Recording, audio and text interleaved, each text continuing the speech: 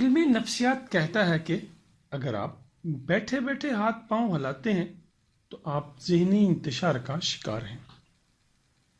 اگر آپ سیدھی لائن پر بآسانی نہیں چل سکتے تو یقین کریں آپ طلسماتی خرابی کا شکار ہیں۔ اگر ٹانگیں پیٹ کے ساتھ چمٹا کر سونا آپ کی عادت ہے تو آپ بچپن سے خوف اور عدم توجہ کا شکار رہے ہیں۔ اگر آپ کا بچہ اف یا آسمان پر نظر جمائے رکھتا ہے تو یقین کریں وہ رومانوی دماغ اور گہری سوچ کا مالک ہے۔ جو لوگ بہترین مشورہ دیتے ہیں وہ عام طور پر سب سے زیادہ مسائل کا شکار رہتے ہیں۔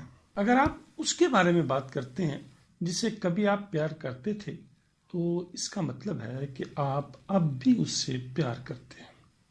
اگر آپ چھوٹی چھوٹی باتوں سے غصے میں آ جاتے ہیں تو آپ محبت کی کمی کا شکار ہیں اور محبت کے متلاشی ہیں۔ اگر آپ معمولی باتوں سے چمٹے رہتے ہیں تو آپ بچپن میں عدم توجہ کا شکار رہے ہیں۔ اگر آپ چلتے ہوئے پیچھے مڑ مڑ کر دیکھتے ہیں کہ عادی ہیں تو آپ اپنی فیملی سے ملنے والے اعتماد کی کمی کا شکار ہیں۔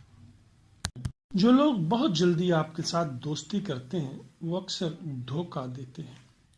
جو لوگ اپنے کام کے دوران دوسروں کی مداخلت پسند نہیں کرتے وہ زیادہ اچھے ورکر ثابت ہوتے ہیں۔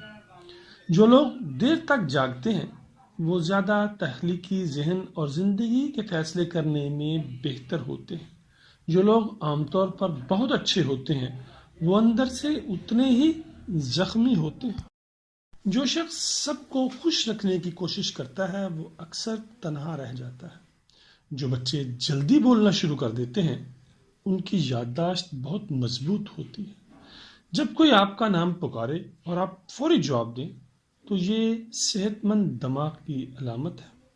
جب آپ کسی سے ہاتھ ملاتے ہیں اور وہ شخص آپ کا ہاتھ فوری نہیں چھوڑتا تو سمجھ جائیں آپ ایک پر اعتماد شخص سے مل رہے ہیں۔ جن لوگوں کی سونگھنے کے حس تیز ہوتی ہے ان کا دماغ بھی تیز ہوتا ہے۔ اگر آپ ماضی کو اپنے ساتھ نہیں رکھیں گے تو آپ کی زندگی آسان ہو جائے گی۔